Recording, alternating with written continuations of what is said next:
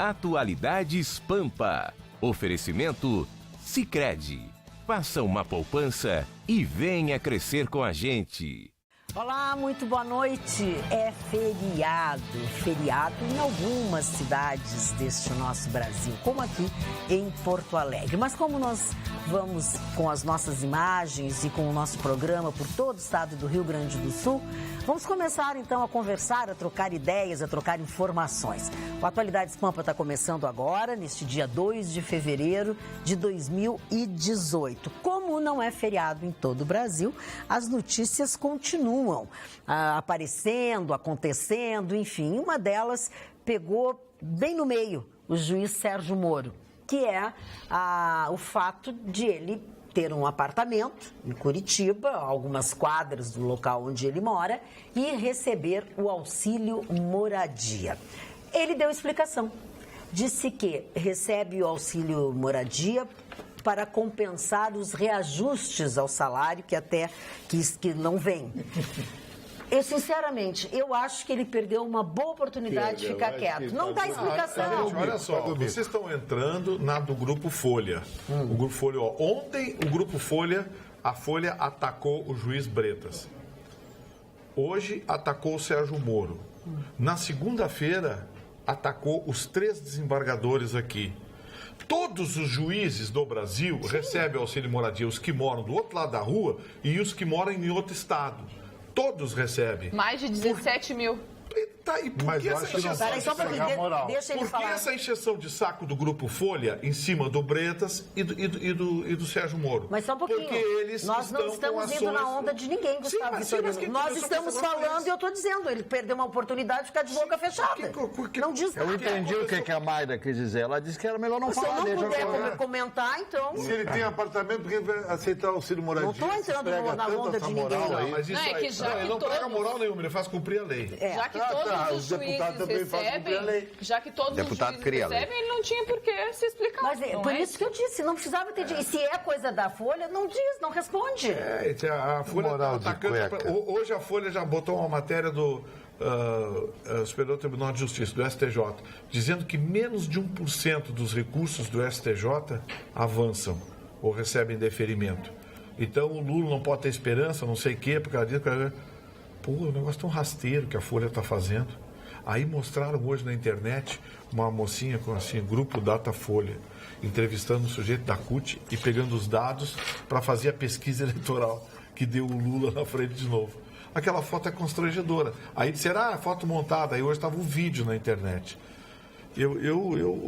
Honestamente, hoje, tão importante quanto é a notícia é saber de onde ela vem e quais são os interesses que estão por trás dela. Mas a notícia está aí, Gustavo Vitorino. E as pessoas... Eu tenho uma avaliação. Tudo bem, o Vitorino tem razão em relação à Folha. Se você não fala isso, eu não tinha oportunidade de ser meu Não, tá, mas eu estou dizendo vocês. Eu concordo que a Folha, o Vitorino tem razão. Agora, concordo que o Sérgio Moro não pode pregar uma de paladino. Não tem que dar resposta. Porque é a lei. Para ele é a lei. Então é a lei, esses caras todos fazem esses rolos em Brasília. Então ele perdeu a moral nesse tipo. Não, perdeu. Perdeu, para mim perdeu. Mas se o cara tem um apartamento ali do lado, aceita o auxílio moradia... Mas o Chicão... porque a lei, então o resto também ganha a lei. Tofani, O resto todo recebe, Chicão. Não tem como dizer assim, eu não quero. Não tem. O resto todo recebe. Mas se quer ser o cara, ele não quer. Tudo bem. Ele não quer ser o cara, ele não é paladino de nada, ele não quer ser o cara de nada. Nós é que fazemos. O Brasil, carente de juiz que aplique a lei, que bote bandido na cadeia, acabou elegendo ele paladino. Ele não é paladino de coisa nenhuma. Mostraram ele no aeroporto há uns 2 dias atrás. Pô, eu não queria andar daquele jeito. 4 policiais federais cercando ele, que olham constantemente para qualquer movimento em volta. De qualquer pessoa. Isso é viver? Claro que não, nem ele, nem a mulher, nem a família, nada. Simplesmente porque ele botou um bandido na cadeia. Um bandido que merecia estar há muito tempo já na cadeia. Marne Barcelos, tu entendeu o que eu disse, Marne? Eu entendi a colocação. É que o Vitorino se abespinhou e ele também tem razão. Os dois têm razão, mas o problema é o seguinte, já estamos devolvendo... mas ele adora fazer esse... Ele adora essas coisas. Eu ia até elogiar que ele chegou bonito. O Moro mostrou que também não é tudo isso que fala, só isso. Bom, vocês ouviram por que ele está espinhado? Por quê? Por que, Gustavo? Queria estar na praia. Queria estar na praia. Mas amanhã o senhor vai estar na praia. Mas já estão devolvendo, já devolveram passaporte para pro Lula também. O TRF1 devolveu o passaporte pro Lula. Eu só Foi queria... uma decisão tomada com base na lei. Claro, evidente. Tudo é lei. E o Sérgio Moro... Tiraram dele sem base, né? Sim, não, olha bem. Como é que é? Tiraram com... porque você retém um Me passaporte... perseguem aqui, viu, João? Tá, deixa ele concluir, depois nós vamos pro passaporte. Vamos, Mário. Persegue aqui, eu fico... Não Por que fala, que não vai querido. falar no Brecht, como é o nome do cara lá, o amigo dele? No Nietzsche. O Brecht, o Nietzsche, Ô, queridinho, continua. O senhor, olha, eu falo uma coisa que eu sei do senhor, que me contaram hoje Vocês do não ficam senhor. se exibindo, porque é feriado, a Nossa Senhora dos Navegantes está por aí. Eu tenho que inventar ainda. Vamos lá, Não, eu Mário. quero dizer para vocês o seguinte, que está na lei, ele recebe na lei. Eu, sinceramente... Mas é imoral. É lei, mas é imoral. Uma coisa é lei, outra coisa é imoral. A gente sempre fala aqui que o juiz recebe auxílio daquilo, é imoral. É lei, é imoral. E o Sérgio Moro entrou na vibe também. Não dá para negar. Tá, Marne, concluir isso. Nem disse o que tu pensa. Não, eu só Vamos quero de dizer novo, o seguinte, vamos de novo. Começar do que tempo. o Sérgio Moro, ele fez apenas aquilo que todos os outros juízes fazem no Brasil. Ele não ia devolver o dinheiro, porque já está intrínseco em tudo isso no Brasil. Agora, querer desconstruir um juiz, que as sentenças dele não são sentenças exatas, calcadas na lei, aí também é acabar com a justiça brasileira, que é o que estão pretendendo, o que o PT está pretendendo, acabar com a justiça brasileira. E a justiça brasileira não se impõe. Essa que é a grande verdade. Tudo isso que falam da justiça brasileira, tudo que foi dito da justiça brasileira, e eu não vejo isso. Da Carmen Lúcia, ministra, com todo respeito, vai lá, hora que não pode, diz como não pode, tem que tomar uma atitude. Dizerem às pessoas que está tudo errado, que essas sentenças são fajutas, que as sentenças não existem, são calcadas em absolutamente nada, que são sentenças ideológicas, mas que isso é porque é contra. Se fosse a favor, seria maravilhoso. Quantos processos tem o Lindenberg Farias, o que fala? Quantos processos ele tem? 18, 17, enquanto foi prefeito ali de Caxias, né? Nova Iguaçu, na Baixada Fluminense. Então, essa senhora, a Gleisi Hoffmann, respondendo processo, todos respondendo processo em fase de julgamento, querem ameaçar a justiça brasileira, onde o judiciário não funcionar mais, pode fechar as portas. Acabou o país. Olha aqui, ó. O feriado de vocês não foi nada bom. Nada. Nem o teu, nem o do Gustavo. Do meu foi bom. Vocês estão muito assim, algaiados. Tá, mas já que não tá, nós vamos levar pedrada. Como choque de vacação. Estão contrariados. E os nossos telespectadores também, porque o Eugênio Carlos mandou aqueles e-mails assim, tudo com as letras grandes, assim, sabe? Gritando comigo. Que tu não tinha que falar, não moro. Senta mas tem aqui, que falar, meu amor. Vem, senta aqui. Aí tu faz o que tu quiser. No teu colo? Não, aqui na cadeira. Essa cadeira, eu vou te contar, é um inferno, né? Não, porque no teu colo eu me interessa. Olha aqui, ó. Eu tô com dor de barriga. Não, mas vocês têm que tomar um chá de camomila. Eu tô com Olha, dor e a na estourada aqui sou eu. Vocês não me deixaram hoje. Eu vou ter que ser boazinha. Não se diz dor de barriga. Vocês estão com um problema estomacal. Tem que ser fecha até não falar. Essa que tu vê a ratonice do cara. Então eu sou ratão. Mesa, isso aí é. Eu tô com dor de barriga. Isso é coisa de bagaceiro. Falar ratonice. É que nem um cara que diz assim, a ideia é o meu. Qual é que é? Tu já viu falar isso aí, querido? Claro que eu já vi. Claro que eu já vi. Um linguajar extremamente aristocrático. O melhor linguajar da mesa é do senhor Gustavo Vitorino. Tá bom. Vai dar um... Parou. Dar um bico. Parou. Jéssica, o que tu disseste? O Vitorino, como não falar? Dei assim a Jéssica. Como é que foi a palavra que tu usou? Rateio? Ratão. Ratonice. Ratonice não é fashion também, Chicão. Não, mas é para explicar como é quando o cara é um ratão, só pode dizer essas coisas, é uma ratonice. Mas tem outros termos. Ô, ratonice, que bonito esse teu óculos de abelhinha. Esse óculos é do meu modelo, é da The Best, que é a minha grife que vai levar o meu nome, se chama Olhar de Abelha. É bem abelha aqui. Mas a pessoa que usa tem olhar de abelha e é docinho? Não sei, é para fazer um grau aí, amarelo, night. A abelha tem ferrão, hein? Não é docinha, não. E a loira se manifestando. Mandando um beijo para uma loira, a Viviane Pérez, minha amiga, de Novo Hamburgo. Ela se produz para ver o programa. É mesmo? Ai, que amor. Ela faz um stripper quando aparece. Oi? Ela faz um stripper, tira a roupa e daí vai pro Vitorino, continua a roupa. Menos. Daqui a pouco aparece a minha cara, ela tira o banho. Chegou, já tá, o momento cômico passou. Marne Barcelos. Não, eu queria dizer cara, que ele tem um olhar lúbrico. Lúbrico? Que é isso aí? É lascivo, sensual, é por isso. Quando eu falo melhor, ele... Não adianta, Marlene Barcelos, quero te dizer uma coisa, Marlene Barcelos. Meu Deus. Falaste agora que a ministra Carmen não tem que dizer não sei o quê, não sei o quê, disse que ela se pronunciou. Sim, Bom, então sim, desculpa. eu não estou criticando, eu só estou te dizendo, estou tentando falar, olha, quando a âncora não consegue falar que o troço vai pro brejo. Degringolou. O deputado federal Paulo Pimenta, que é o líder do PT na Câmara, fez uma crítica à fala da ministra Carmen Lúcia, entre outras coisas. Ele chamou de inoportuna e inadequada. Opa. Que carinha, né? Era isso que eu queria? O deputado Paulo Pimenta. do alto do seu equilíbrio emocional, deve ser levado a sério nesse depoimento. Realmente, a ministra E Carmen ele afirma que nada impede a inscrição de Lula como candidato à presidência da República, porque não existe censura prévia no Brasil. Mas quando é o Luciano Huck, eles entram com ação contra o Luciano Huck. Censura prévia com a lei da ficha limpa. O ilustre deputado, todo respeito, é o ideólogo, é um fundamentalista, é líder do governo, do PT, líder não sei o que. Pô, mas não pode dizer bobagem assim, ô deputado. Não tem nada a ver com censura prévia. Isso é lei da ficha limpa, é a aplicação da lei, só isso. Não tem nada a ver com censura prévia. Censura prévia é outra coisa. Magda, boa noite. Vitorino está muito gato com esse verdinho bebê. Wanda Nunes. Não é azul, bebê. Verde. Não, é verde, não. Ele é verde. Ah, não, mas ela fez o... Quem é que disse uma vez que isso aqui era... Tem um verde água. Camisa GC Lever. Ah, eu acho que foi o Chicão, não foi? Foi o Chicão, porque foi o Magno, tinha um foi o sabonete. Não era nem da GC Lever. Palmolive. Palmolive. Palmolive Tem um sabonete verdinho, assim como tu estás. Palmolive é pra batata. Fala, querido. O fundamento do juiz hoje para devolver o passaporte do Lula foi bem prático e eu concordo com o juiz, viu? Ele disse o seguinte, não existe nenhum indício de que o Lula vá fugir do país. Ele nunca disse, nunca falou, nunca deu indícios, nunca nada. Olha bem. Aí alguém vai dizer, mas quem vai fugir não dá indício, não diz que vai fugir, coisa tal. Concordo, mas não existem indícios iminentes de que o Lula fosse fugir do país, fosse pedir asilo político em algum lugar. Agora, me chama a atenção, porque nesse caso, se a gente disser a todos os magistrados têm razão, alguém vai ficar bravo. É a interpretação.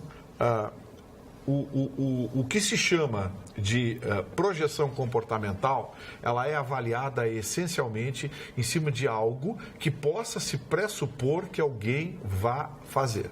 Então, assim, alguém poderia imaginar, o Lula sendo condenado vai fugir do país.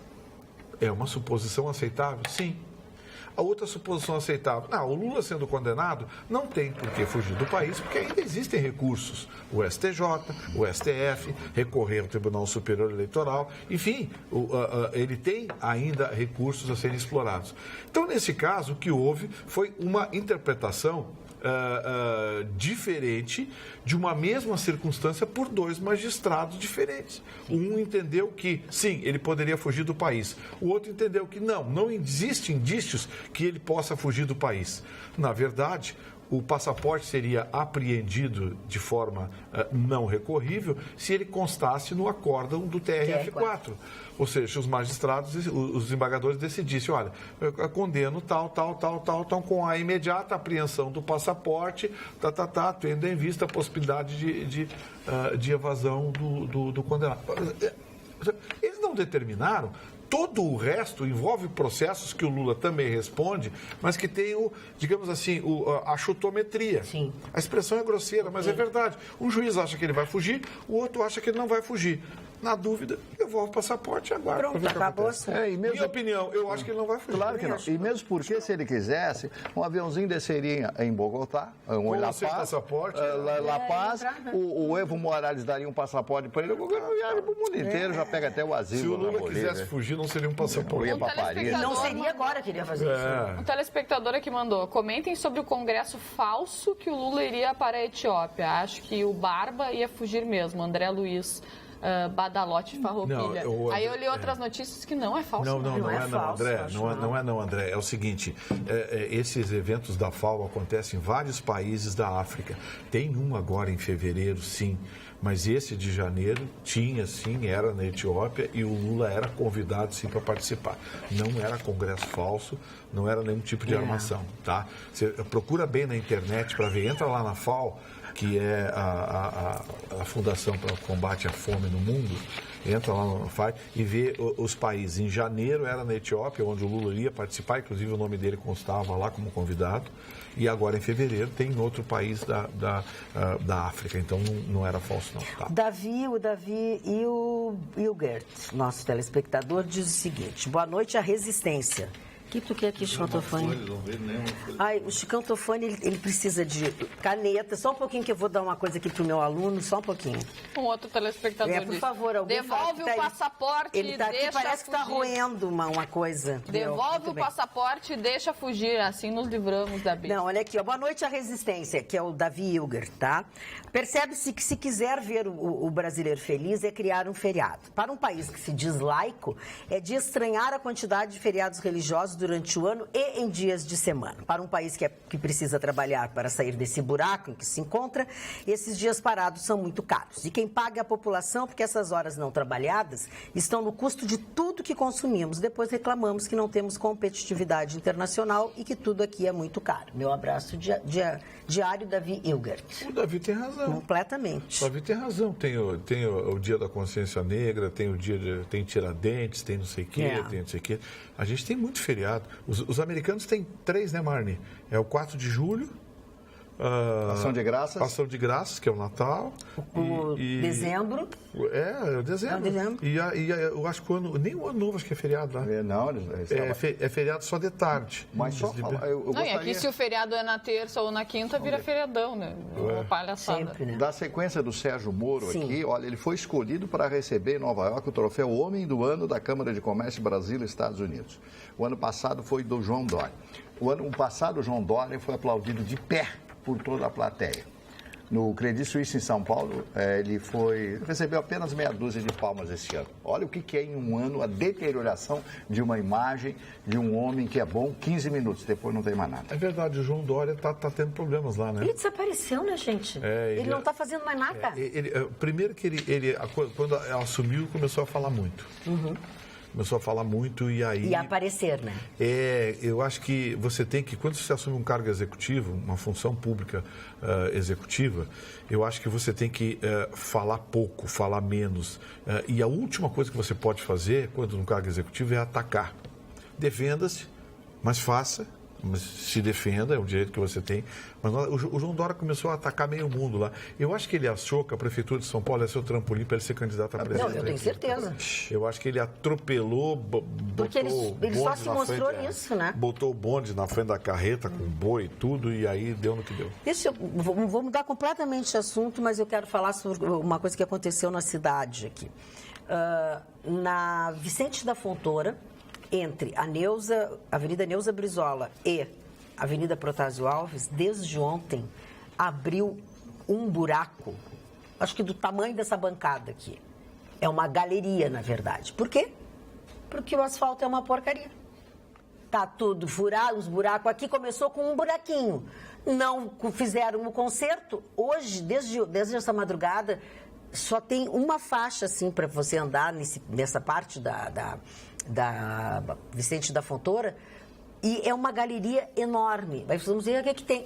É o buraco, é o fuinho que vira um buraco, um buracão. Tu imagina se cai um carro ali, se machuca alguém ali. Porque aquilo, assim como desabou, podia ter desabado a qualquer momento, porque aquilo é uma parte daquela rua com muito movimento. Eu abordei isso hoje no programa lá na Rádio Pampa, muita gente reclamando. Cadê aquele... Marli, lembra que tinha aquele tapa-buraco, que era uma caminhonete? Sim, mas era do outro governo. Para pequenos... Mas eu não sei cadê aquilo. As boas ideias têm que ser mantidas, né? Operação Tapa-Buraco, Operação Tapa-Buraco. Eram 2 ou 3 caminhonetes dessas que visitavam os bairros, resolviam pequenos problemas, assim, buracos pequenos. Claro, quando era uma coisa maior. Agora, tem um negócio também, né? A própria prefeitura arrebenta as ruas. Essa descida aqui, acho que da CPE, Cepete Araju, como é o nome dessa rua que desce aqui, que cruza João 23? que cruza a nossa orfanatrofe lá embaixo. Cepete Araju, a descida ali, acho que foi Smov, fez uma obra ali, arrebentou tudo, colocou as pedras fora do lugar e não botou mais destruiu a rua. Eu nunca vi um órgão da prefeitura destruir uma rua. Quem desce a Cepete Araju aqui, em direção à terceira perimetral, bom, tem que quase parar com o carro, porque destruíram a rua, colocaram as pedras de qualquer jeito, ficou tudo... E isso é recorrente. Bom, vou contar um negócio para você, Marco, que aconteceu lá no Porto Seco. Sim. O Porto Seco foi construído com uma estrutura, aquela avenida Plínio Crefe, aquela avenida principal do Porto Seco, foi construída com uma estrutura de cimento armado de quase 1 metro para suportar 30, 40, 50 toneladas. Porque é uma transportadora, porque ali... Muito bem. Aí, tinham que mexer numa encanação, numa tubulação de água lá. Aí teve um gênio, que botou uma equipe com britadeira para arrebentar aquele cimento. Aí um conhecido nosso, Dr. José Carlos Silvano, ex-presidente do Sete Sérgio, dono da Roma Logística, passou pelo rapaz. Escuta, meu amigo, cadê o engenheiro aqui? Por que você não traz 50 centímetros para cá e faz pela calçada, onde não tem calçada ainda é terra, vai ser mais fácil tapar. Ah, não, porque nós temos ordens superiores. Sim, mas pede para o engenheiro dar uma olhada, coisa e tal. Não, eu vou ver. No outro dia o cara lá continua cavando. Fazendo a mesma coisa. Aí ele passou de novo e disse, escuta, o engenheiro disse que é para fazer assim e não tem que dar satisfação. Vai ver o engenheiro, nem sabe onde é o buraco, entendeu? Porque gente, é mais uma daquelas coisas que o sujeito custou milhões de reais. É um metro de cimento armado para suportar caminhões pesados. Sim. Tava os caras se arrebentando com britadeira por causa de um caninho d'água que tinha que arrumar lá. Podendo fazer 50 centímetros para cá, fora daquele asfalto, daquela estrutura. Sabe, essas coisas que eu não aceito no serviço público. E essas coisas são históricas, a burocracia, porque isso é burocracia. Essas coisas são históricas, né? Se tu pegar qualquer programa de televisão, de rádio e pegar um programa de 15 anos atrás, tem isso. A mesma coisa. É a mesma coisa. Mário. Eu quero falar rapidamente a respeito de um livro do meu amigo... Não precisa ser rapidamente. Rubem Bas. Eu li esse livro quando foi publicado, há 8 anos atrás, Meu Despertar Político. E tem uma frase do Victor Hugo aqui atrás, uma sociedade de carneiros acaba por gerar um governo de lobos. É do Victor Hugo. Uma sociedade de carneiros acaba por gerar que capa esquisita. Um governo de lobos. Bom, esse é o livro de mais extrema-direita que eu li na minha vida.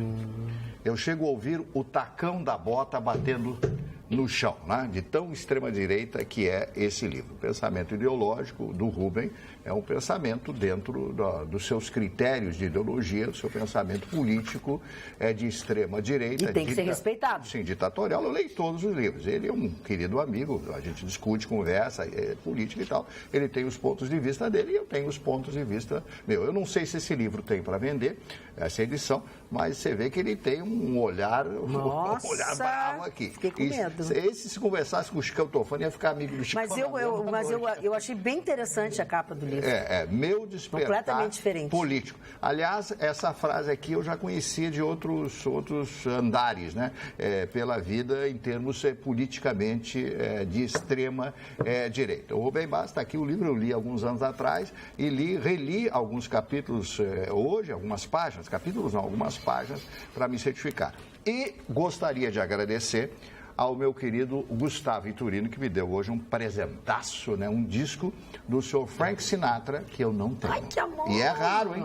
É raro eu não ter um disco do Sinatra. Eu tenho 15 DVDs do Sinatra. CD do Frank Sinatra, um dos últimos shows dele, Concerto para as Américas. Isso. Que ele fez na cidade que ele disse que amaria e vai amar por todos os tempos, que é Nova York. Que é Nova York, né? Sim. Aliás, tem alguém que não gosta de Nova York? E que tem alguém que não gosta. O Chicão reclamou uma vez de Nova York. O Chicão uma vez reclamou de Nova York. Por que tu reclamaste de Nova York? Eu morei em Nova York um mês, na década de 80. Eu acho uma cidade muito grande. Eu sou caipira, não gosto de São Paulo. Não vou nunca mais na minha vida a São Paulo. Tá. Cada eu gosto de Natal, Maceió, essas coisas. E agora com a febre amarela não vai mesmo. Hoje o governo de São Paulo confirmou confirmou, Marne, 61 mortes em janeiro. Que horror isso, gente. O Frank Sinatra, para mim, é uma coisa medieval, né? É o maior cantor do mundo em todos os tempos. Eu queria ressaltar hoje o aniversário de um dos meus ídolos, o James Joyce. James Joyce é considerado o maior intelectual, o maior escritor matematicamente perfeito da história do mundo. Não é da língua inglesa, é do mundo. Esse livro foi estudado, um livro chamado Ulisses. Ele tem outra obra que ele fez na sua juventude. A obra sobre a juventude, sobre os jovens e tal, quando ele ainda vivia lá na Irlanda, na sua Irlanda, né?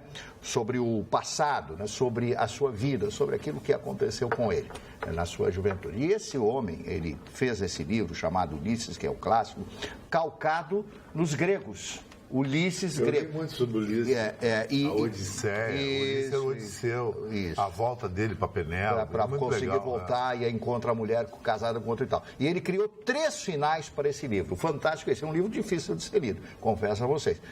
Ele criou 3 finais para esse livro. E esses 3 finais são considerados absolutamente perfeitos dentro da trama da história, que acontece em apenas um dia, no ano de 1904.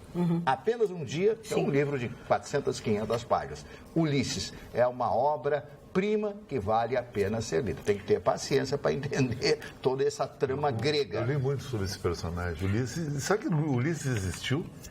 Mas não dessa forma romanceada, mas existiu. E a Guerra de Troia também existiu. Mas não com Helena, papai.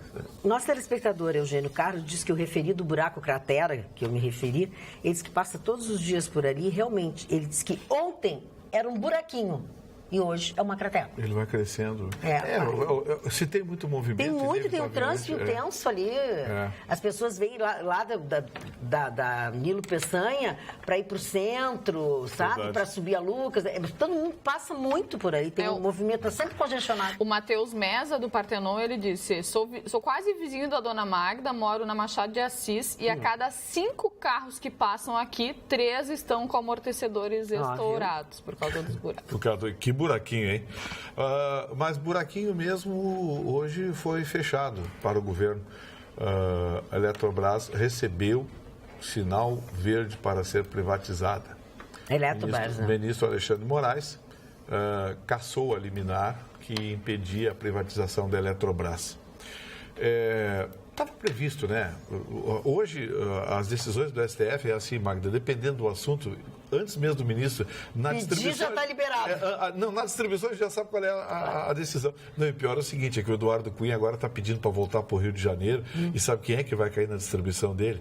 É quase certo, por conta de ser juiz prevento, Gilmar Mendes. Já estão comemorando lá no Rio a volta dele. Bom, mas enfim, sobre a Eletrobras, o ministro Alexandre de Moraes, que tem ligações pessoais com o presidente Michel Temer, foi nomeado ministro pelo Michel Temer, foram colegas na USP, enfim, tem uma ligação familiar, enfim, decidiu que o governo pode sim privatizar a Eletrobras. O que tem de bom e o que tem de ruim? O que tem de bom? A Eletrobras vem tropeçando nas pernas há algum tempo já. Ela não está investindo, a Eletrobras ultimamente só está gerindo a crise. E... quem sabe, privatizada, ela recebe uma injeção de recursos e nós tenhamos uma melhoria do sistema elétrico brasileiro, especialmente na distribuição. O que tem de ruim? Em 10, eu aposto 9 fichas, quem vai comprar são os chineses. Viu, Marcos? Também, que é o mesmo da CE. Com certeza. Os chineses vão comprar. O que está acontecendo? Um setor estratégico da economia brasileira, aos poucos, está se concentrando na mão de um único governo, de uma única autoridade, que é o governo chinês. Isso eu não gosto. Não, o problema não é com a China. Se fosse com a França, com a Espanha... Não, é ser um só. Eu não quero, é um setor estratégico, como o setor elétrico, concentrado na mão de um. Não esqueçam, os chineses hoje já dominam quase 70% da distribuição de energia do Rio Grande do Sul. Pois é. Se eles comprarem a Eletrobras, mais a CE? quase, mais, eles vão ter 90% da energia elétrica brasileira. Nossa! Ou seja, quem vai comandar a energia elétrica brasileira, investimentos, distribuição e estrutura, Vai ser Pequim, amigo, não é Brasília. O Vitorino, o Napoleão Bonaparte, eu vou repetir, eu já falei essa mesma frase dias atrás, um tempo atrás aqui. Napoleão, há 200 anos atrás, disse o seguinte: deixem o dragão chinês adormecido, pois quando ele acordar, o mundo irá tremer. Ele disse isso há 200 anos atrás. Vejam bem que estou repetindo aquilo, indo na corrente que o senhor Vitorino foi. Falando em Eletrobras, eu vou falar agora da Petrobras. O presidente da OAB do Rio de Janeiro, o advogado Felipe Santa Cruz, que eu conheço, está defendendo a Petrobras numa ação que fala da hora extra nos repousos semanais remunerados da Petrobras. Vitorino, custa 5 bilhões essa história. Isso já vi isso aqui na CE, quebrou a CE. Gera distorções de salários que chegam a R$150 mil por mês. Funcionários da Petrobras. Então, o doutor Felipe Santa Cruz, ele quer acabar com isso, que a Petrobras não pode pagar para um funcionário horas extras no valor, e repouso remunerado, no valor de 150 mil, custando entre 2 a 5 bilhões, porque nem um cálculo exato a empresa dispõe para fornecer ao seu próprio advogado que a representa. Então, isso é um absurdo. Está vendo aquilo que eu falei? Sabe quando aconteceu isso? A partir do governo Lula. Pois é, lembra que eu falei aqui, essa história da Petrobras, que o petróleo é nosso? Não. A Petrobras, ela é dos funcionários dela e dos políticos. Verdade. Não é nossa. Não é, porque eu pago uma das gasolinas mais caras, em termos proporcionais, valor de moeda, eu pago uma das gasolinas mais caras do mundo e a mais cara das Américas. Então a Petrobras, por mim, privatiza.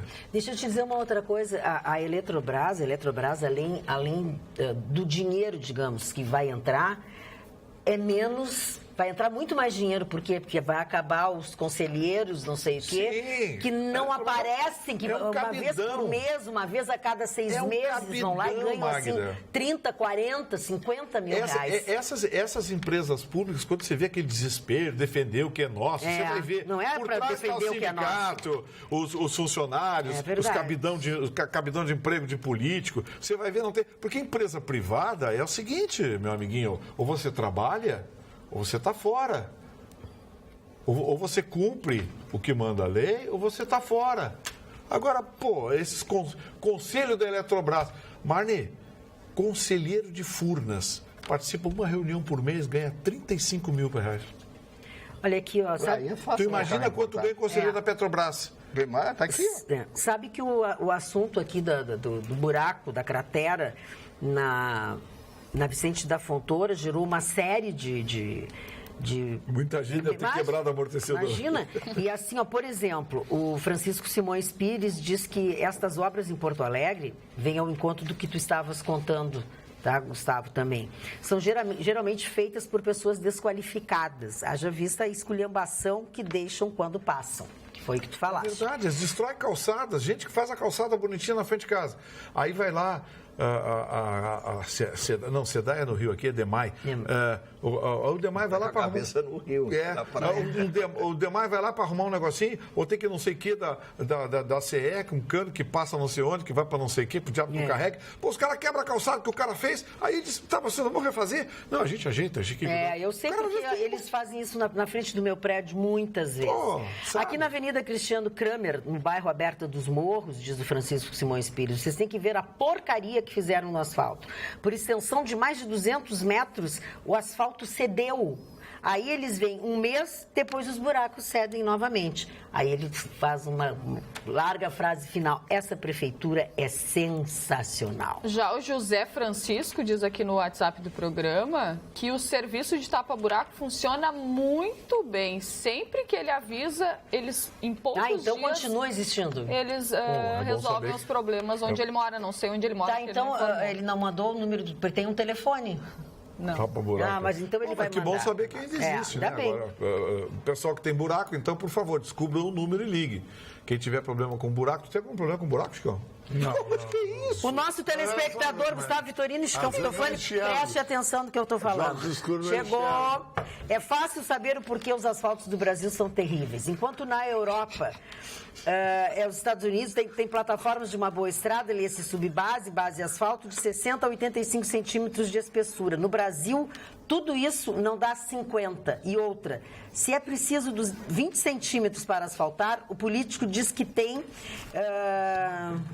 Aí ele fala em dinheiro e aí está feito problema. E não vem dizer que a Europa e os Estados Unidos têm dinheiro e podem investir. Nós também temos. O problema é que não temos políticos. E aí ele acusa o Matheus Rocha, que é de Guaíba, acusa os políticos, que eles que desviam dinheiro, enfim. É porque tem a coisa do mais barato, né, Magda? Claro. O asfalto, por exemplo, o asfalto que dá suporte a vias que tem grande movimento e passam veículos pesados, é o asfalto quente, não é o asfalto frio. Só que a diferença de preço de um de outro é muito significativa. O asfalto quente é aquele que você coloca. Máquina, vem a máquina, coloca, espera esfriar, tá? A plana. O asfalto frio, não, você vem ali, tapa o buraquinho, passa a maquininha em cima, 1, 2, 3, dá uma socada e deu. Esse asfalto levanta rápido, Mário. E vou te falar uma coisa: você sabia que a EGR estava tapando buraco de rodovia com asfalto frio? Nossa. Aí uma primeira chuva leva tudo. Ô, Vitorino, na entrada de Porto Alegre teve uma parte da estrada que eles fizeram, né, com concreto. Foi bom, não foi? Sim, mas é que no Uruguai é tudo concreto, hein? Mas é caro. O problema é que é caro, né? Mas dura 100 anos. Mas dura pra caramba. Dura 100 anos. Se não tiver demais, se não tiver Esmove fazendo obra, dura 100 anos. Se não tiver eles lá com a britadeira para fazer... Olha aqui, ó, o doutor André...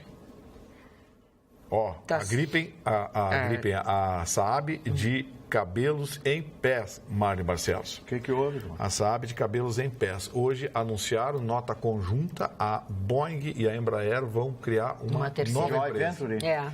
Uma nova empresa, e a Saab sueca já encaminhou um pedido de informações, quer saber que parceria é essa e que nível de parceria é essa. Vai dar problema. Porque o que acontece é o seguinte, a Airbus fez a parceria com a Bombardier. E a Boeing pensou, a Bombardier é concorrente da Embraer em jatos de pequeno porte. É a grande concorrente dela, né? É a grande concorrente dela em jatos de tiro curto. Bombardier canadense. A Bombardier canadense. E a Airbus francesa fez uma joint venture, uma parceria com a Bombardier. A Boeing quer fazer a mesma coisa com a Embraer, que é maior que a Bombardier, que faz aviões melhores, que vende mais. Só que tem uma coisa... não se sabe em que termos a Airbus fez a parceria com a Bombardier. E também não se sabe em que termos essa parceria da Boeing com a Embraer vai avançar. Porque o que acontece? Vou repetir. O Brasil comprou os jatos, no governo Lula, foram comprados os jatos Gripen, suecos, fabricados pela Saab. E o Brasil fez a opção de comprar pela Saab porque será repassada a tecnologia para o Brasil, recebendo esses primeiros 30 jatos, começar a fabricar os seus próprios jatos. A Saab vai repassar. O Brasil vai fazer os seus próprios caças através da Embraer. A Saab está repassando tecnologia. Só que a Boeing é concorrente direta da Saab nesse mercado de caças militares. Então, nós temos aí um impasse. Tomara que não vire, viu, Márcio, uma crise internacional, porque o governo sueco vai entrar no circuito. Quer matar dois coelhos e uma caçada só. Segredos militares. Com toda certeza, né? Fala, Márcio. Eu só queria lembrar que eu falei do James Joyce, o grande autor, o grande dramaturgo irlandês. O nome do primeiro livro de sucesso dele, chama-se O Retrato de um Artista Jovem. Repito, O Retrato de um Artista Jovem. Vale a pena você também ler. Mas eu tenho uma notícia sobre a dona Cristiane, a doutora Cristiane Brasil, que seria a nova ministra do Trabalho. A ex-futura ministra. Isso. Bom, a base aliada diz que esse fato incomodou muito o Michel Temer, visando pegar os votos do PTB em função do pai dessa moça, dessa senhora, fez esse acordo, etc. Só que isso desgastou. Os aliados do Michel Temer dizem que isto aí foi a água fria final nessa tal de reforma da Previdência, que não tem votos e o governo não terá votos para votar agora esse mês, né? A votação é esse mês. Então, se é que vai para a votação a reforma da Previdência. Não adianta o amigo do Vitorino Carlos Marum falar conversar, etc. Não, o senhor é amigo do Marum, o senhor é amigo do Marco Maia, o senhor é amigo de todo mundo e depois eu que sou amigo de todo mundo? Que história é essa? Eu vou estar com ele no dia 16. Pois é. Aí eu pergunto ao senhor, o senhor se encontra em entrevista, fica amigo, o senhor é culpado disso aí?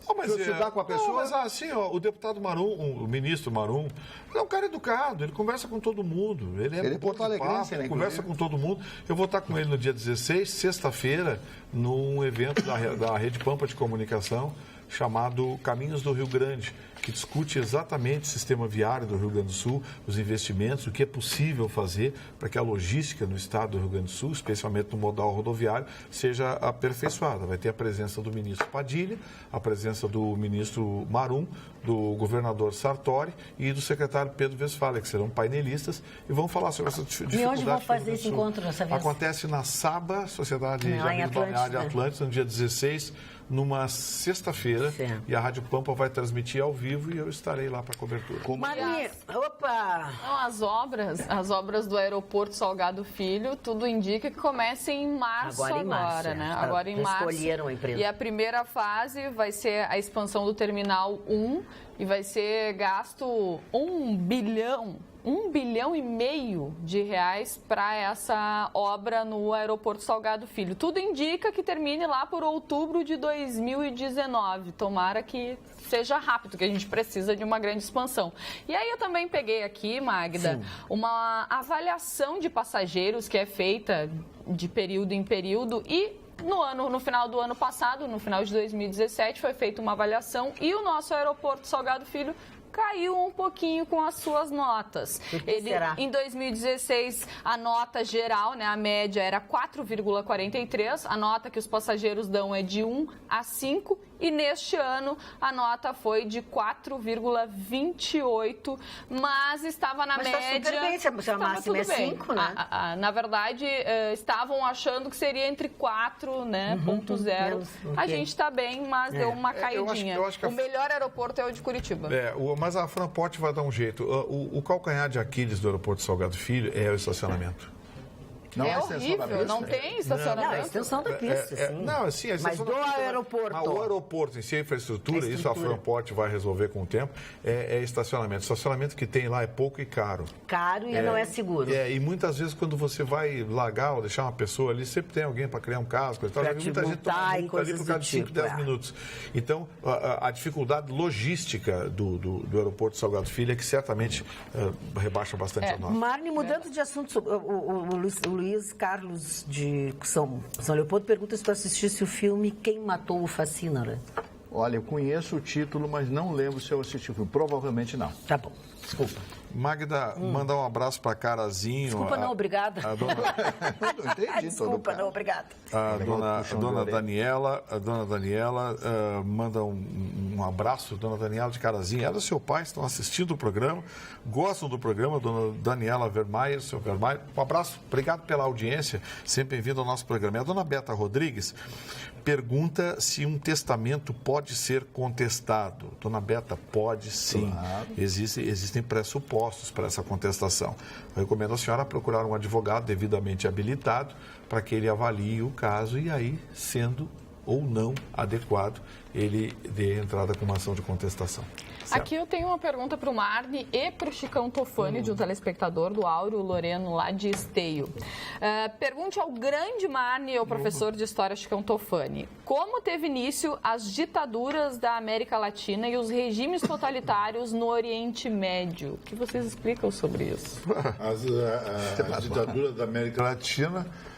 A Argentina teve no início naquela fase do nacionalismo das Malvinas, um pouco antes que, para desviar todo o fracasso da ditadura argentina, foi um desafio para a Inglaterra para as Ilhas Malvinas Francas. A ditadura brasileira, Jéssica, veio através justamente da insatisfação dos militares com o comportamento de Leonel de Moura Brizola e o seu cunhado Jean Goulart, que não fizeram nada para esse país e tiveram que ser apeados do poder. Então, aí Brizola se autoexilou, virou vítima, tudo isso.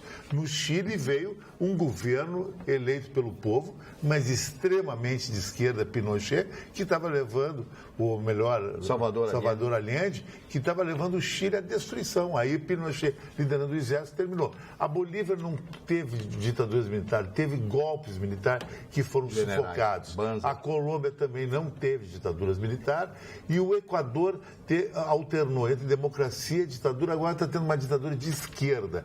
E a Venezuela é aquilo que a gente sabe, né? Ainda existe a Venezuela? Quando tinha o governo de Pérez lá, Carlos Andrés Pérez era uma democracia extremamente saudável. A Venezuela era um país maravilhoso. Aí veio a ditadura chavista, agora com Maduro.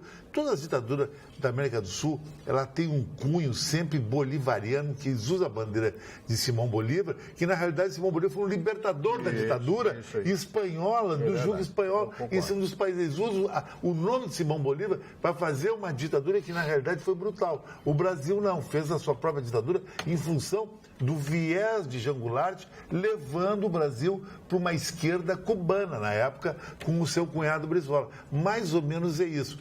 No Oriente Médio, em rápidas palavras, Jéssica, não existe uma ditadura militar, existe uma ditadura teocrática, um país laico, um país religioso que impõe as leis do Islã. Mais ou menos isso. E sobre as ditaduras latino-americanas, você esqueceu de falar da ditadura uruguaia. Juan Maria Bordaberry era o presidente democraticamente eleito pelos uruguaios, presidente daquele belo país que é o Uruguai. E ele trama com os militares para acabar com o Congresso, extinguir com o Congresso. Então ele se torna um presidente de baixo, sendo um títere dos militares daquela época. Quanto ao que o senhor falou a respeito do senhor Leonel Brizola e do senhor João Goulart, eu não concordo nem em gênero, nem em número, nem em grau. Em primeiro lugar, a grande preocupação seria a instalação de um regime comunista no Brasil, liderado pelo João Goulart. E eu sempre digo, como é que o João Goulart ia ser comunista se ele era um latifundiário, dono de milhares e milhares de hectares no Rio Grande do Sul e no Uruguai na época? Não combina com... Ele queria fazer, sim, uma reforma agrária. Segundo lugar, o presidente João Goulart nunca quis ser presidente, ele quis ser sempre o vice-presidente. Ele era um cara extremamente popular, ele vinha no carro, isso aconteceu no bairro do Catete, Vitorino, no Rio de Janeiro. Teve uma noite, ele sai ali, ele já estava em Brasília, mas estava no Rio de Janeiro, passando por ali, tinha um boteco aberto ali no Catete, ele falou para o segurança, vamos parar e vou tomar uma cerveja. Desceu e foi tomar uma cerveja. Uma cerveja. Então ele era popular. Mas estava levando o Brasil uma instabilidade muito forte, que os militares tiveram que fazer uma intervenção. Foram forçados, eles não queriam entregar o governo para ele, quando aquele cidadão chamado Jânio da Silva Quadros, grande filólogo, não duvide disso, o homem entendia de língua portuguesa como ninguém, mas todo dia, abraçado na cachaçinha, achou que ia dar um golpe militar, que ia dar um golpe, não militar, mas ia dar um golpe com o seu pedido de exoneração. E não aconteceu absolutamente nada. O Ranieri Mazzilli foi para lá, leu, aqui com a carta de renúncia do presidente Jânio Quadros, obrigado, então foi embora, acabou. Ele achou que ele ia voltar nos braços do povo. Não concordo. Leonel Brizola foi um líder autêntico, um homem preocupado com a educação brasileira. Este sim foi um grande governador, é o meu pensamento, educação. E se esse senhor Cristóvão Buarque tivesse um pouquinho mais de carisma, eu ia trabalhar pela eleição dele presidente da República de graça, eu botar minha cara para apanhar. Porque um homem que se preocupa com a educação, um homem que se preocupa com livros e não com a pedeuta, aquele que diz assim, eu nunca li um livro na minha vida e não preciso de ler livro. Esse não merece o meu voto e jamais merecerá. Muito bem. Olha aqui, Marli, vou te responder uma pergunta. Não é agressividade, ele foi enfático. Foi enfático. O Brizola nunca trabalhou, vivia só na mordomia, não pagava a passagem da Varig, que fez mexe com a Varig, todo mundo sabe. Tá bom, vamos... Olha quem tá falando. Vamos mudar de assunto. O Marne foi duro. Foi duro. Parou. Parou. Que me deu disso do sinal. Olha aqui, deixa eu contar uma coisa para vocês. Marne, respondendo a tua pergunta. Homem-formiga. Olha aqui, respondendo a tua pergunta, ou até o que nós conversávamos antes do programa, tem muito e-mail. Eu quero pedir desculpa para os telespectadores, eu não estou conseguindo dar conta de tantos e-mails que nós estamos recebendo hoje. Mas se assim, o feriado, eu digo, não, ao contrário, nós temos uma audiência muito, muito grande. E o seu Edson Gomes Pinheiro, Gustavo Vitorino, que está em Imbé, para tua inveja, tá? Ele está onde você gostaria de estar. Ele gostaria também que nós falássemos um pouco daquela pessoa que ele acha que é a mais importante no Brasil com relação à Lava Jato, que é o Procurador da República, coordenador da Força Tarefa da Lava Jato, Deltan Dallagnol. que, diz ele, está por trás de Sérgio Moro, é um especialista em montar provas, o que derruba todos os políticos dentro desse sistema de justiça disfuncional. Olha lá, pela opinião que o rapaz deu, eu já... Vou dizer o quê? Pô, você tem procuradores federais, não é 1, 2. A equipe da Lava Jato são dezenas de procuradores. O juiz Sérgio Moro convocou pelo menos meia dúzia de outros juízes para trabalhar na equipe dele, para avaliar a prova, ler prova, produzir, pesquisar jurisprudência, fazer avaliação do que está sendo apresentado. Aí ele condena, aí vem para Porto Alegre, cai no TRF4, que é duro. Esses 3 desembargadores da 8ª turma são duros, eles têm sentenças fortes, eles inocentaram a Vacari.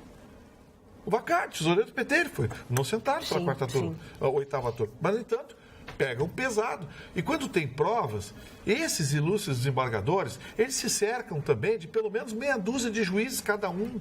Aqueles relatórios com dezenas de páginas, aquilo não sai da cabeça de um desembargador em uma semana. São dezenas de juízes preparando textos. Claro, tudo passa pela mão do desembargador, o relator, o revisor, o presidente da turma, que lê, olha, isso aqui, essa frase aqui eu acho que não está bem. Olha, essa expressão aqui, tira fora, vamos colocar. Jurídicos. É assim que funciona. Claro. Assim, aí, pô, você tem, numa sentença dessa, você tem mais de uma centena de pessoas trabalhando em cima. Aí vem meia dúzia de retardados, a maioria que nem fez o 2º grau, querer dizer que, porque a justiça é comprada, porque não sei o quê, ou o juiz dizer que eles formaram um cartel.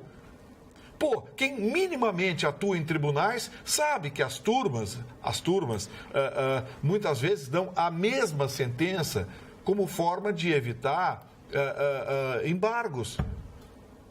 Sabe, como forma de evitar, olha, eu ia dar 10 anos e 6 meses, eu ia dar 11 anos, eu ia dar 9 anos. Para quem sabe a gente faz uma média. Sim, eles conversam, é normal.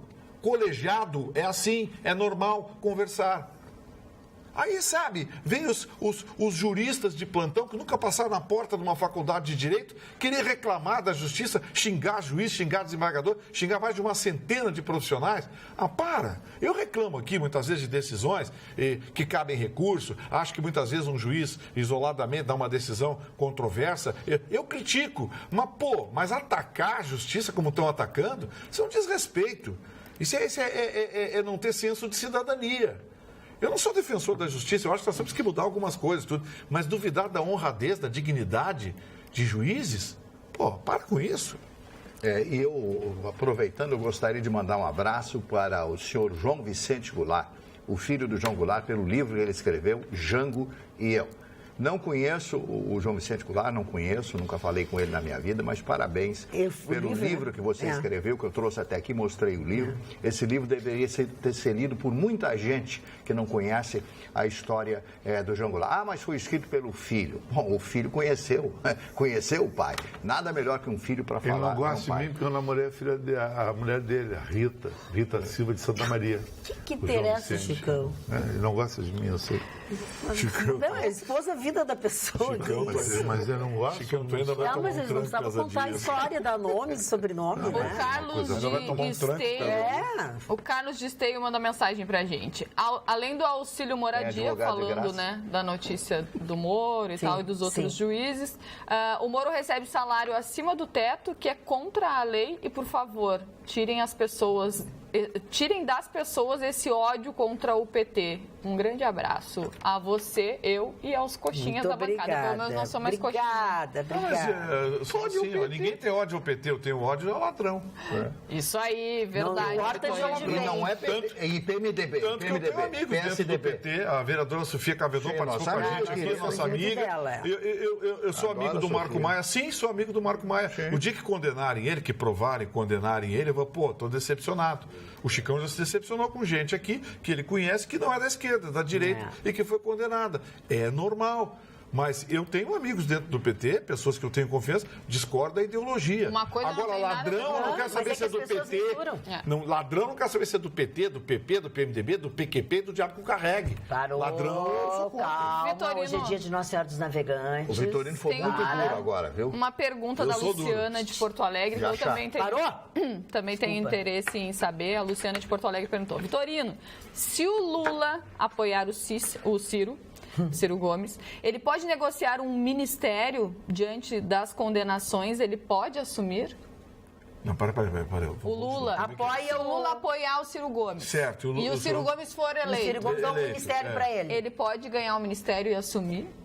Pode ganhar um ministério e assumir? Não, ele fica impedido. Ele fica impedido. A lei da ficha limpa. A lei da ficha limpa. Ficou com medo do candidato. Eu já comecei a ter palpitações. Olha aqui, presta atenção, nossos telespectadores, presta atenção no serviço, todos vocês. Boa noite, bancada top. Hoje tá difícil. 5 minutos de programa, porque esse e-mail foi mandado nos primeiros 5 minutos do programa, mas eu não consigo ler. 5 minutos de programa e não entendi nada ainda, mas já ri muito. Adoro vocês. Telespectador que é telespectador, fica nos momentos bons e nos de gritaria. Beijos diazepânicos, Débora Santino. Valeu, Débora. E a respeito também do que o Chicão falou, o Marcelo Guinato diz o seguinte: aí, Chicão, então eu sou o ápice do bagaceiro, porque eu também não digo dor de barriga, tô com dor nas tripas. Abraços a todos. Meu Deus. Teve uma telespectadora... É brincadeira, Chicão. É brincadeira. Não ofende. Teve uma telespectadora... Tudo bem. Teve uma telespectadora ou telespectador, não mandou o nome, mas no início do programa também. Magda Beatriz, parece que hoje chegou em letras garrafais. Vai ser pouco. Cadê a cineta? A cineta nem tá aqui em cima da bancada. Eu achei que eu podia, que eles já estavam num nível de entendimento e de educação médio, pelo menos. Eu não tenho colocado, nem tenho trazido a cineta para a bancada, mas hoje realmente ela A dona Terezinha, de Crentes de Campo Bom, tá corneteando. Diz, pô, Vitorino, essa tua camisa parece um sorvete de abacate. Não, é pistache não pode. Pistache não pode. O Magda, teve mais uma encrenquinha hoje em Brasília que está se vislumbrando no horizonte aí.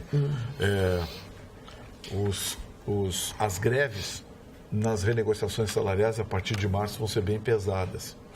E eu falei aqui por conta do índice que o governo anunciou de inflação. Todo mundo vai querer dar 2%, 3% de reajuste.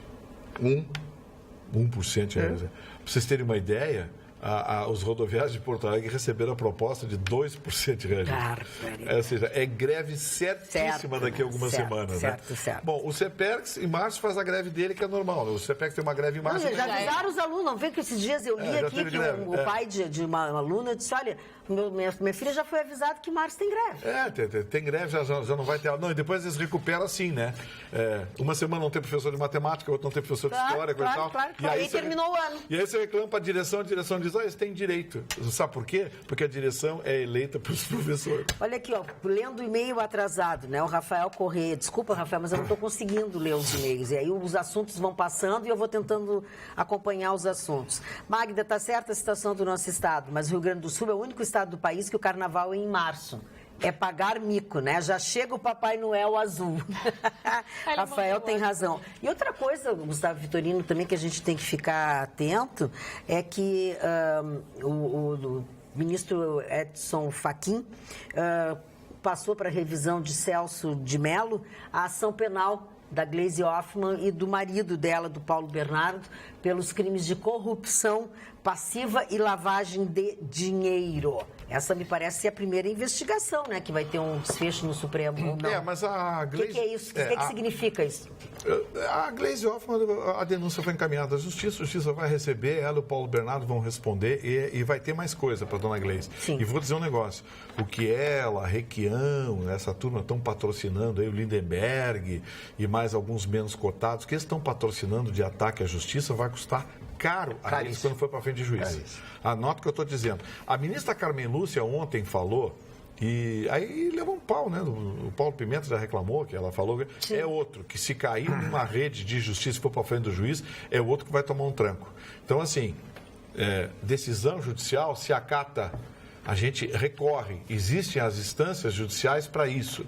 Aliás, acho que existem instâncias judiciais até demais no Brasil, mas existem instâncias judiciais para isso. Agora, ficar xingando o juiz, ficar xingando a justiça, ficar xingando o tribunal, isso é burrice.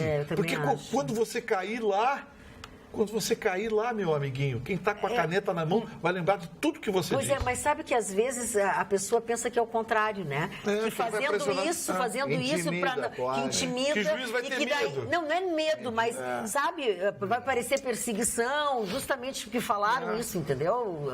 Não, mas se a intenção é parecer perseguição, agora vai ser mesmo. Vai ser. Vai ser agora, vai ser mesmo. Nós falávamos agora... Você pensa que essa sentença do Lula... agravada pela TRF4 foi de graça? Não. Você viu que falaram do Moro antes e depois? Sim. Como atacaram o Moro, como patrocinaram ataques ao Moro? Pois é. Você acha que o TRF4 julgou... Ao desembargador Thompson? Exclusivamente ao desembargador Thompson. É verdade, já foi horrível. Sabe, pessoas que têm uma representatividade... Você acha que eles julgaram exclusivamente com base nos autos? Não teve um componente ali de ferida aberta. Mas aí não pode, né, Gustavo? Não, mas Magda, eu sei que não pode. Eu sei que não pode, mas são seres humanos. Bom, ok. São seres humanos. Okay. Desculpe, eu julgo também pessoas. Então, assim, uma coisa é alguém apresentar os fundamentos jurídicos, questionar. Doutor, eu entendo que... Agora, o sujeito entra para se defender e fica me xingando... Desculpe, eu não tenho sangue de barata, ninguém tem. Olha mas, aqui, dona Márcia, fala que está na internet, todos querem ser Chicão-Tofã no final das contas. Ai, que maravilha. Todos querem ter o glamour, o charme, o savoir-faire, o estilo, tudo que a mulher gosta. O óculos de abelhinha. O óculos de abelhinha. Da doçurinha dele. É isso que querem? Não. Olha aqui, Gustavo, tu viu o que o jornal o Globo fez no editorial de hoje? Entre outras coisas, tá? A violência petista contra a Lava Jato é o reflexo do seu autoritarismo. A sentença de Lula estraga o plano de retomada de um conhecido projeto de poder do lulopetismo. Era para financiá-lo que a Petrobras foi saqueada. Explicam-se as reações irresponsáveis do próprio Lula, insubordinando-se de forma explícita contra uma decisão judicial e de líderes, como os senadores Gleisi Hoffmann, presidente do partido, e Lindbergh Farias. Os campos foram delimitados desde o início do ano.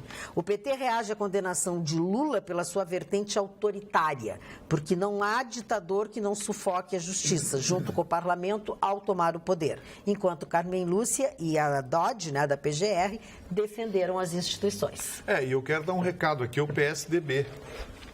Esse negócio de colocar a redinha de proteção para o Aécio vai custar caro ao partido, hein? Isso que está acontecendo com o PT serve de lição a outros partidos. Partido que o Alckmin vai pagar o pedágio. Partido que defender bandido vai pagar a conta. O Alckmin vai ter que pagar a conta. Por incrível que pareça, vou falar um negócio aqui que, bom, a turma de primeiro vai morrer agora que eu vou dizer. Mas não mata os nossos. Você sabe qual é o partido que se mostrou mais ético no meio dessa sujeira toda? Por incrível que pareça, o partido de direita. Não, o DEM. O DEM, lembra quando o senador como é o nome dele? Aquele senador do DEM que tinha relações com o Carlinhos Cachoeira. O Demóstenes Torres. Quando Demóstenes Torres apareceram as provas, gravação dele conversando com o Carlinhos Cachoeira, uma relação pessoal, se visitando, jantando na casa do outro, o partido em uma semana convocou, o senhor está fora. Mas é senador da República, não importa, está fora. Está fora. O DEM se mostrou ético. E você falou do PSOL. O PSOL é radical de esquerda, mas também tem um componente ético. Teve um membro do PSOL que fez uma aliança lá do Nordeste para a candidatura à prefeitura de... Acho que foi Belém do Pará. Se aliou, parece que ao DEM. Sim. Foi um partido de direita, um partido conservador. O pessoal disse, não queremos aliança com esse partido, não. Foi fazer aliança com a extrema esquerda. PT, PCdoB, PSTU, coisa tal, esquerda. Mas não com partido de centro, partido não faça. E o cara fez e o pessoal foi lá e expulsou ele. Você sabe que tem um deputado federal que é muito meu amigo lá do Rio de Janeiro, o Chico Alencar, que é do PSOL, né? É uma grande figura, é um professor, um homem culto, tem as suas posições, a sua ideologia. Que seja respeitado, né? Mas eu respeito ele, meu amigo. Mas eu quero ver o que o pessoal vai fazer o dia que pegarem alguém do PSOL com a mão na botija. Porque lá foi uma diferença ideológica, chutaram o cara para fora por diferença ideológica. O DEM não esperou sequer o julgamento, expulsou por relações obscuras. Eu quero ver o dia que pegarem alguém do pessoal, um peixão grandão do pessoal, com a mão na botija. Aí quero ver se o pessoal vai expulsar. Conclui, Marne. Não, é que eu estou olhando para o Xoxo, que eu estou rubicundo. A mão na botija e chutar o cara. Então, Vitorino é o único. Por isso eu sou fã do Vitorino. Falando de partido, surgiu a notícia do PSL que o atual presidente do partido, o Luciano Bivar, ia pedir licença para que o grupo do Bolsonaro assumisse a presidência.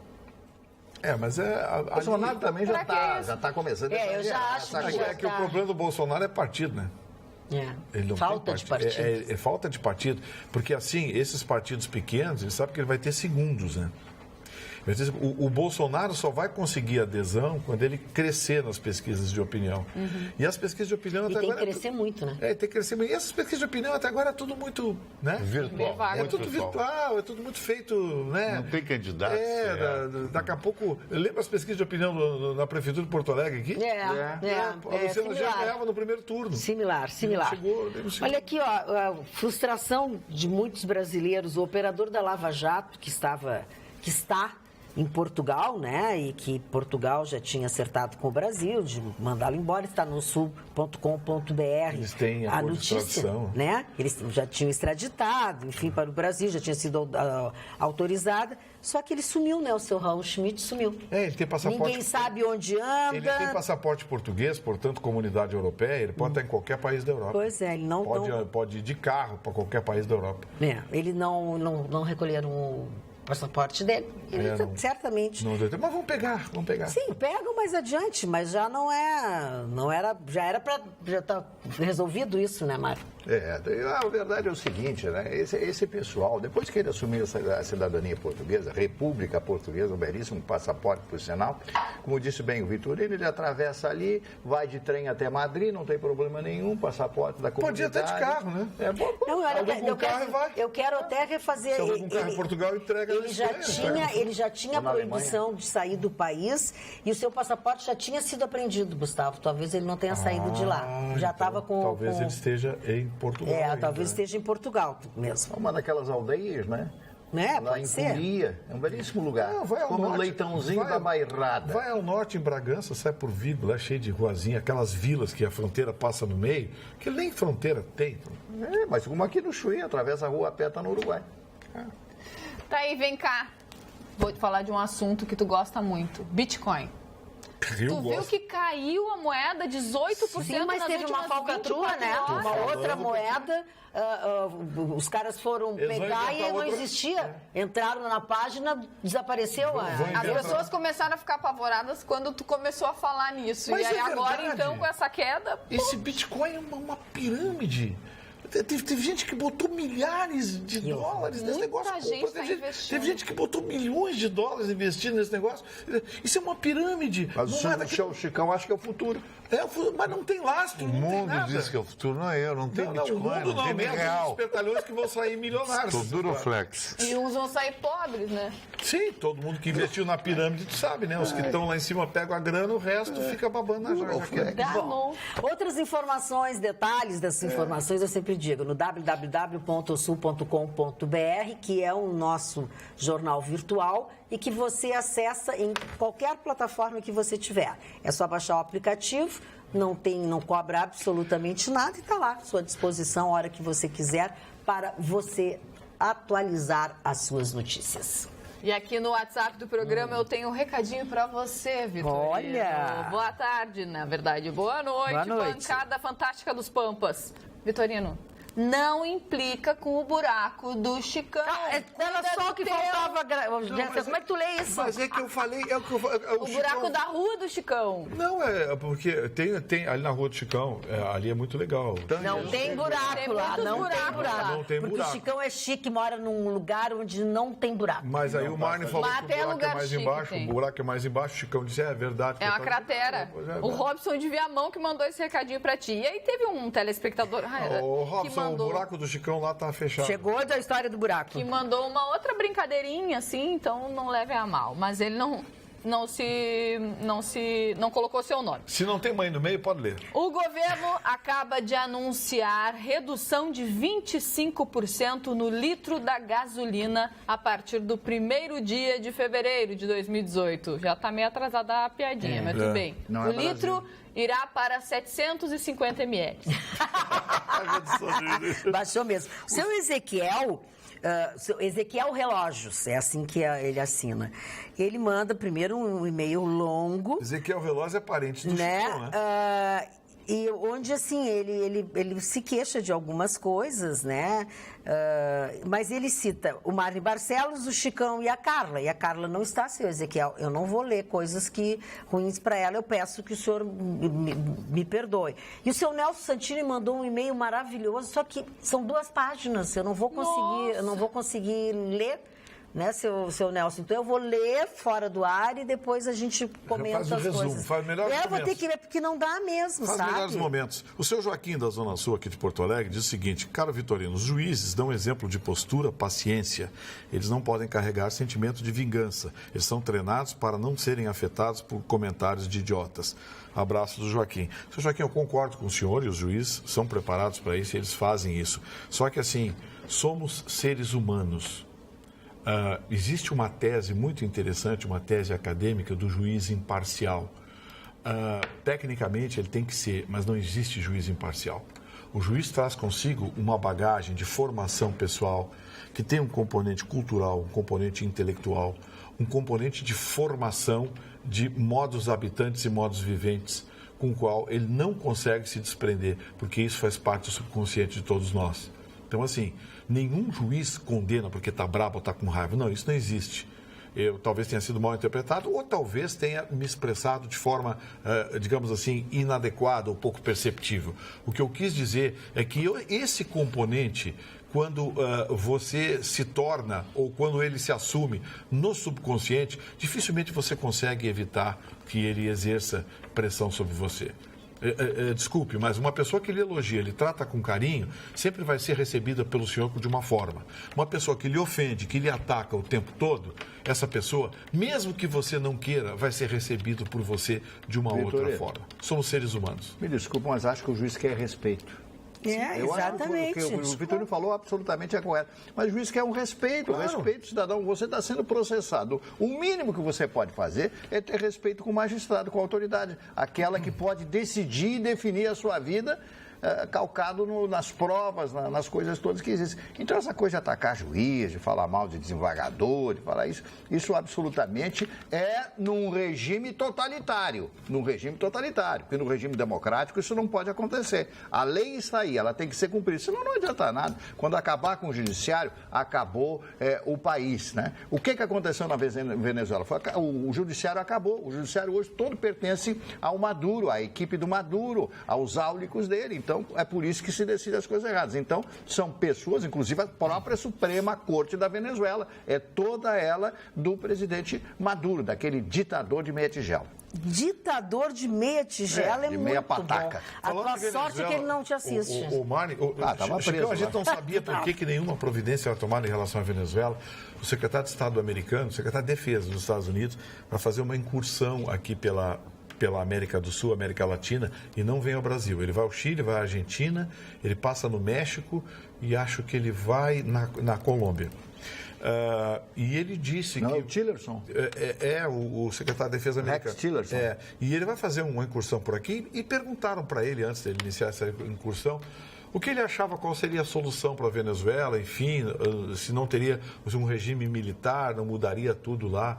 Ele disse não, porque os militares na Venezuela é que são os donos do país. Dos 33 ministérios, 16 são comandantes militares. Todas as grandes empresas, inclusive a PDVSA, que é a petrolífera da Venezuela, dos 11 diretores, 10 são comandantes militares. O Maduro, na verdade, ele fez um pacto olha, eu entrego o país, o poder para vocês, e vocês me mantêm com o poder. Me garante. Então, na verdade, ele é um fantoche. Mas o Chaves foi assim. O Maduro é um fantoche. O país hoje é dos militares, um regime totalitário. A bandeira da esquerda, os militares lá estão se lixando para isso. E mais, são 14 comandantes militares venezuelanos que são procurados pelo FBI por tráfico de droga. Cartel de drogas. Os militares venezuelanos hoje têm um poder sobre o cartel do Caribe, assim, principalmente para ir para o México agora. Então... Gustavo Vitorino, olha aqui, o Sérgio Carvalho escreveu sobre os magistrados. Não é por ser juiz, desembargador ou ministro do Supremo ou qualquer outra autoridade que não sejam passíveis dos erros inerentes à condição humana. Sérgio Roberto de Carvalho, Porto Alegre. Eu entendo, Sérgio, mas dezenas de magistrados errarem? Um pode errar, mas dezenas errarem ao mesmo tempo? Por favor, né? O pedido de habeas corpus do Sérgio Cabral, que quer sair da prisão em Curitiba e voltar à cadeia do Rio, caiu com o Gilmar Mendes no STF? Olha, até o final da tarde não tinha caído ainda. A probabilidade era que caísse. Eu falei aqui no início do programa, né? Por juízo prevento, cairia por ele. Exatamente. Mas eu não sei se vai para sorteio. Mas por juízo prevento, ele vai trazer o Serginho para o Rio de novo. Marli Barcelos, Dorothy Malone, sabe quem é? Quem foi? Uma grande atriz americana. Não está mais entre nós. A Dorothy Malone fez um dos mais lindos filmes que eu assisti, que se chama Palavra ao Vento. Aqui, Palavras ao Vento, em 1956. Lindíssimo. Ela faleceu. Aos 93 anos. E ela fez esse filme, que foi um clássico do cinema americano, né? Que inclusive o galã era o Rock Hudson e a Lauren Bacall. Sim, linda, maravilhosa. O Humphrey Bogart tinha uma voz sensual, né? Uma voz sensualíssima, né? É linda, mas todos nós temos o nosso tempo. O tempo dela acabou, infelizmente. Muito bem. Dona Magda, eu queria dar um drop de futebol muito, assim, segmentado para o Grêmio Futebol Porto Alegre. Fale, Felipe. Ontem aconteceu um jogo na Libertadores América. O meu time no Paraguai ganhou o Olímpia com um gol do jogador mais rico do Paraguai, mais boa pinta, com 37 anos, chamado Roque Santa Cruz.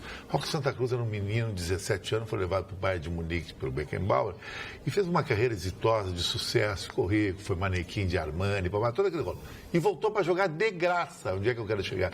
No Olímpia, para ajudar o Olímpia a se classificar para a fase de grupo da Libertadores América. Por que Ronaldinho Gaúcho, que ainda está em forma, não se oferece para o Grêmio para jogar pelo menos a fase de grupos com o Grêmio, meio tempo só, de graça, sem custo nenhum, ele já está milionário, que nem Roque Santa Cruz.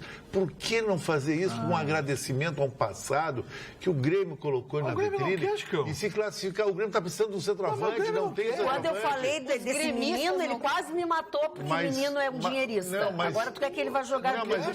Por quê? Mas não custa nada. Também acho. Os argentinos fazem isso. Mas nós não queremos mais ele. Jogar em alto nível. Nós não queremos ele. Ele é mais jovem que o o Roque Santa Cruz é um atleta. O Ronaldinho hoje é pouquinho de fazer balãozinho, fazer jogada bonitinha. Mas eu ele não tem condição de jogar em alto nível, não vai mais Libertadores. E além do mais, duvido que o Grêmio queira ele. Eu também. Duvido. Desculpa, eu vou daquela história das caixas. Mas o Grêmio precisa do centroavante, não tem dinheiro para contratar. Mas eu acho que não é um jogador desse nível aí. Alexandre de Moraes, ministro Alexandre de Moraes do STF, atendeu um pedido da PGR e instaurou, justamente nesse feriado aqui para nós, um novo inquérito contra o ministro de Ciência, Tecnologia e Comunicação, que é o Gilberto Kassab. O pedido é feito com base nas delações de executivos da JIF, controladora da JBS, ou seja, novo inquérito contra Kassab. O Kassab é outro que vai ter que se explicar, porque ele teve uma gestão muito interessante na Prefeitura de São Paulo, no primeiro governo, na segunda meteu os pés pelas mãos. Verdade. Começou a fazer coisinha por conta dele, umas associações políticas lá que... Marli Barcelos, aniversariantes, por favor. Deixa eu só passar uma informação aqui, Marli, rapidinho, para desespero da Jéssica. O jornal O Povo publicou essa semana... O Povo é Ceará. O Povo, desculpe, o jornal, porque eu falei, jornal cearense, O Povo. Falou cearense. Jornal cearense, O Povo, publicou essa semana dados do Tribunal de Justiça do Ceará. O senhor Ciro Gomes responde a 81 processos por calúnia e difamação. Eu já sabia. eu gosto da Jéssica. Vocês não vão mudar a opinião da Jéssica. Respeitem a opinião da Jéssica. As pessoas ficam me mandando várias mensagens aqui com vídeos dele. Ai, não adianta, gente. Eu não tô com a minha opinião formada de que eu vá votar no Ciro, mas eu conheço, já sei de todos os podres e pra mim são menores do que os dos outros candidatos. Mas muito bem. Vamos aos aniversariantes. O primeiro aniversariante, o senhor Valéry Giscard d'Estaing, que foi presidente da França, daquele maravilhoso, extraordinário país, e que está completando hoje 92 anos de idade. Vê como as pessoas são longevas, né? E hoje, realmente, essa história de chegar aos 100 anos, né? Não está muito difícil. Meu querido amigo Luiz Gustavo. O ator Luiz Gustavo, o humorista Luiz Gustavo, está completando hoje 84 anos. Eu gosto dele. E eu quero dizer para vocês que eu acho maravilhoso quem chega aos 82 anos de idade e continua trabalhando da forma com que ele está trabalhando. É verdade. 82 anos de idade, teve doente e tal, se recuperou, é um garoto com aquela disposição, sempre rindo, sempre feliz, sempre passando alegria para os outros, sempre procurando aperfeiçoar. Porque o profissional, principalmente o profissional da arte, né, ele tem que estar todos os dias melhorando, colocando tudo de si na sua interpretação. Eu acho que o ator tem uma rara oportunidade de ser diversas pessoas durante a sua vida. Eu acho isso fantástico. Hoje você é aquele personagem, porque o ator, em realidade, ele tem que viver o personagem, ele tem que ser aquele personagem. Um ator que eu admiro é o Tony Ramos, né? O Tony Ramos é maravilhoso. Abre a câmera nele, ele chora, ele passa... parecido. Com o Tony Ramos, Bom, vamos lá. Bom, então eu quero dizer para vocês que o Luiz Gustavo é uma figura fantástica, ele é parente da Eva Vilma, da Vivinha, né, que também já está com seus 80 anos de idade. A Farrah Fawcett, uma das mulheres mais lindas do mundo, foi casada com o ator Lee Majors, aquele do Homem de 6 milhões de dólares, tinha aquele braço biônico, etc. Né? E ela era pantera. Linda. A fotografia dela de maiô vermelho, maiô inteiro, eu acho uma das Olha, o Marne Barcelos lembra da foto, hein? Mais lindas do mundo. A cor do maiô. Ela foi casada com Ryan O'Neal, né? Esses dias até comentei a respeito dele, e que foi um grande galã, fez filmes fantásticos. E o Ryan O'Neal estava separado, divorciado dela, ela teve câncer no reto. Imagina que coitada, ela passou, foi horrível, sofreu. É verdade. Os últimos instantes dela, ele estava com a mão segurando a mão dela. Eu achei isso maravilhoso. Eu lembro dessa. Como acho que o Sinatra fez pela Ava Gardner, depois de tudo que aconteceu, foi lá, esteve com ela nos seus últimos dias de vida. Vamos, depois de falar da Farrah Fawcett, o Francisco Maturana, treinador colombiano de futebol, está completando 70 anos, Chicão. Ele foi um grande treinador. Foi, levou a Colômbia num patamar top, né? No espectro do futebol sul-americano e dirigiu aquela seleção colombiana que é a favorita para a Copa do Mundo de 94, no qual morreu Alvarez, que era num sorteio de uma apostas em Medellín dos cartéis, porque ele fez um gol contra uma partida e mataram ele. Um absurdo o que aconteceu. Elisa Lucinda é uma atriz negra, cantora, tem uma performance maravilhosa, fez Olhos Verdes, né? Isso, exatamente. Fez diversas novelas na Globo. Isso é comum na Bahia, né? Na Bahia que é comum. Pessoas de traços negros, pessoas negras de raça. Com olhos... Mas são olhos bonitos. Ficam lindas, né? Os olhos ficam lindas. Uma combinação maravilhosa. A pele negra e olhos verdes. Olhos verdes igual mesmo. Chicharito se chama isso. Oliva. Chicharito. Chicharito é o apelido do ventríloco que tem... É um jogador famoso também, né? É um ventríloco que esse senhor Maradona chamou o presidente americano. Verdade. O peito de dizer que o Trump não impediu a entrada dele. Sabe que o Trump vai estar preocupado com o Maradona? Calma, terminou os aniversários? Não, meu filho, calma. Então vamos lá que eu tenho que mostrar. Tá vendo o programa? Paula Bulamarque, completando hoje 50 anos. Conheci ela, achei muito baixinha essa menina. Eu gravei com ela. Você tem alguma coisa que eu tô falando? Não, mas eu achei ela baixinha demais. Tá bom, ok. Pra toda a banca dela. E ela ficou muito preocupada com o latino. Ela nem dormiu. O latino completando hoje 45 anos de idade, a Shakira completando 41 anos e o futebolista espanhol 31 anos, o Piqué, o Gerard Piqué. São esses os aniversariantes.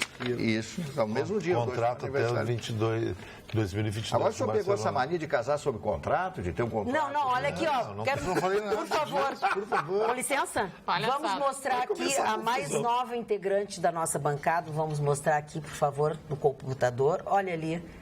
A Super Jéssica!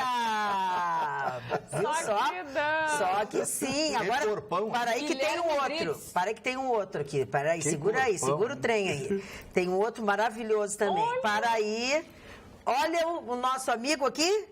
Que bonito. Vamos olhar. Oh, que bonitinho, Marli. Doutor Chapatin. Quem é esse? É o Doutor Chapatin. O que é o Doutor Chapatin? É um personagem do Chespirito, né? Do Chaves. Tá. Parece uma tia velha aí.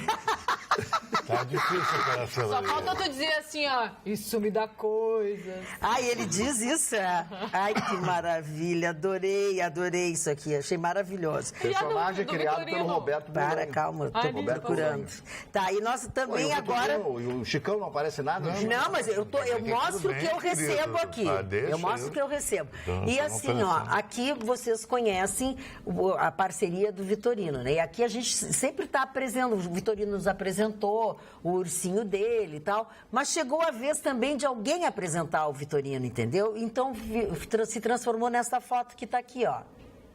O Zé Colmeia, apresentando o Vitorino, o ursinho Vitorino. Essa foi a melhor. Ele próprio se apresentando. Muito bom, esse Guilherme é muito bom, esse nosso telespectador. E bem humorado, entendeu? Porque as pessoas sem humor não dá pra viver, entendeu? É muito chato, gente mal-humorada é muito chato. Muito chato. Tem tantos por aí? Tem, é o que mais tem, querido. Olha só, Chicão, você viu que acabou o regime do Super IPI, né? Os carros importados, por conta do investimento do Inova Brasil, que era o investimento para fazer as empresas automobilísticas virem se instalar no Brasil, se criou um Super IPI, ou seja, 30%, Chicão, de imposto acima do IPI regular para carros importados. Terminou no dia 31 de dezembro, o governo não renovou o InovaCar. Ou seja, os carros importados passaram a não precisar pagar mais esses 30% adicional de IPI. O que aconteceu? Somente no mês de janeiro teve um aumento de quase 60% Mas as a importação de automóveis. No Brasil, elas botaram justamente para evitar o 30%. Como é que elas ficam? Nem o caso da BMW? Sim, só que tem uma coisa, essas fábricas que foram montadas, todas elas é o que chamam de TKD, né? Não fabricam nada, o carro vem desmontado lá. Eles compram um parafuso de uma empresa tal, não sei o quê, tapete de uma empresa tal e montam aqui. A verdade é a seguinte, os carros importados, atendendo a regulamentação de outros países, eles vêm dentro de uma faixa de preço mais completos. Porque, por exemplo, lembra uma vez quando o Brasil tentou vender Passat para o Iraque? O ar-condicionado era violento, aquele ar-condicionado. O carro vinha completaço que ia para o Iraque. O nosso aqui era isso aqui é chato, né? Então, tem carros aqui, eu não vou dar nome de marcas, enfim. Eu tive um Passat iraquiano. Teve? Eu tive um Passat. Era o mais caro que Era o mais caro, porque era completado. O ar-condicionado gelava lá. Para encerrar a discussão. Vamos falar um por vez. Para encerrar a discussão, tem carro no Brasil vendido a R$100 mil, com manivelinha na porta de trás, e calotinha com roda de ferro. Carro vendido a R$100 mil. Nossa, olha aqui, ó, Magda. Esse telespectador que comentou sobre o alto salário do juiz Sérgio Moro ganha pouco pelo completo. O juiz Sérgio Moro ganha pouco pelo que está fazendo pelo nosso Brasil. Devia ganhar muito mais. E agora que a votante do Ciro Gomes não é mais coxinha, eu quero dizer que ela está cada vez mais cheia de gracinha. E com um versinho nós vamos encerrando o Atualidades Pampa de hoje, desejando a todos vocês um bom final de semana e a sua companhia na segunda-feira, logo depois do Jornal da Pampa. Até lá!